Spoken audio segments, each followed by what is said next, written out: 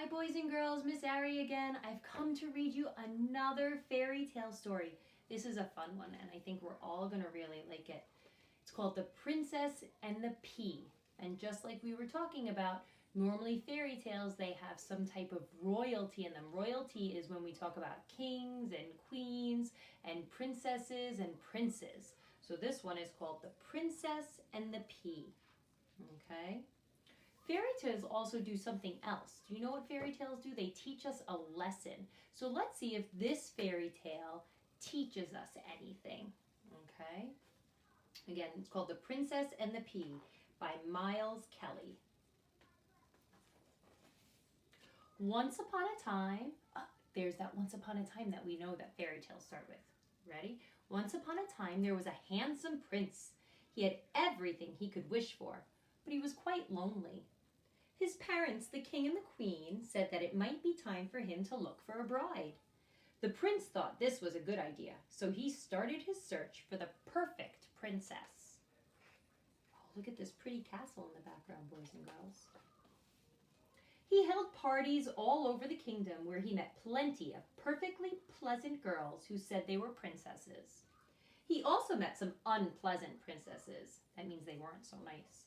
None of them, though, seemed quite right, but he carried on looking. The prince traveled to faraway lands where royal families presented a host of suitable young ladies. But there was always something not quite right, such as too many pets. Oh, she's got a lot of cats.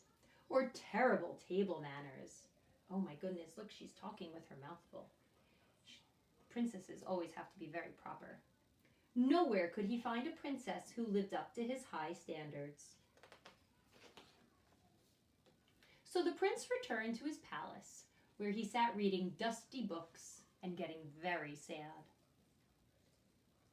One wintry night, there was the most terrible storm. The prince huddled close to the fire. You see him right there?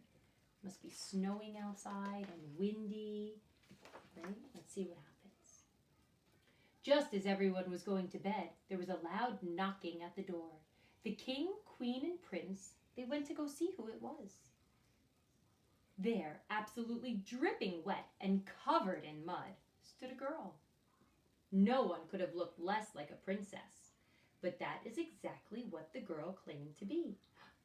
But does she look like a princess? She's wet, she's covered in mud, dirty. I don't know, do you think a princess would look like that? Everyone thought it was very unlikely that the girl was a princess, but they invited her in and told her to take a seat by the fire. Well, that was nice of them. The girl sat sipping a mug of warm milk and slowly dried off. As the girl grew warmer, the prince noticed how rosy her cheeks were and how pretty her laugh was. The queen noticed the attention her son was paying to this mystery girl, and she decided to test whether or not she really was a princess. Right? Because they don't believe she's a princess because she was so dirty when she came. I don't know. The queen went to the finest spare bedroom and gave orders to the maids. She told them to take all of the bedclothes and the mattresses off the bed. Then she placed one single pea on the middle of the bedstead. One tiny little pea, all the way at the bottom.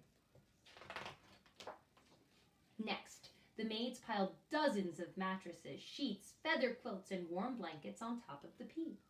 Then the girl was shown to her room and left alone for the night. In the morning, the queen swept into the bedroom and asked the girl, "How did you sleep, Your Highness?" "I didn't sleep well at all," she replied. "There was a great hard lump in the middle of the bed. It was quite awful. I am sure I am black and blue all over." Why did it feel like she had a lump in the bed? What do you think she felt? Do you remember what the queen placed at the bottom of all the mattresses? That's right, a single tiny little pea. Like those peas we get with chicken on Thursdays, right? That some of you like to eat. She put one of those there. Do you think that princess really felt that pea? I don't know. The queen was delighted. This meant that the girl really was a princess, for only a true princess could be as sensitive as that. She is a princess after all, the queen tells her son. The prince proposed to the princess at once, and they lived happily ever after. The pea was placed in the Royal Museum, where it is probably still today.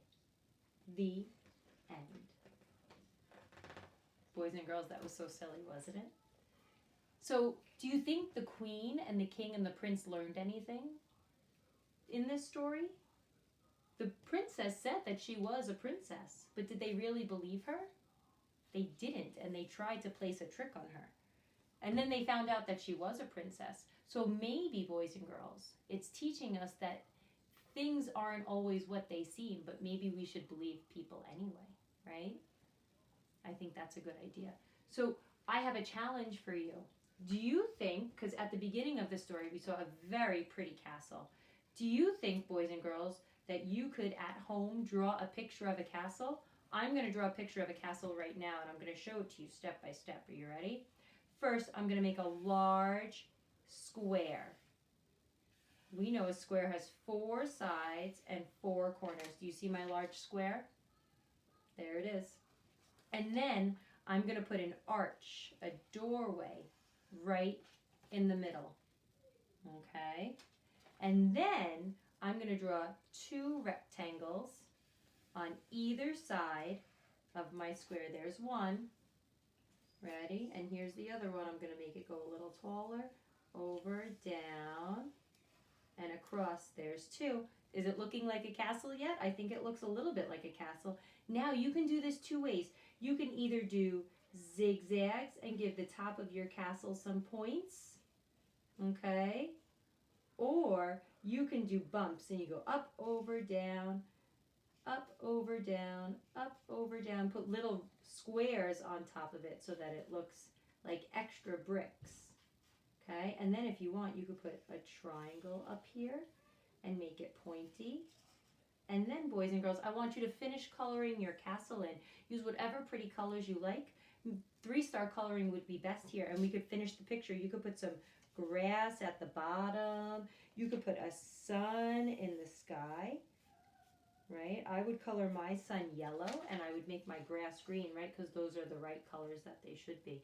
And then if you want, you could even draw a person next to the castle. I'm going to draw my princess over here, and I'm going to put a crown on her head with 2 eyes, a smile, some hair, and of course she needs some feet, right? All right, boys and girls, I'll see you later. Have a great afternoon drawing castles.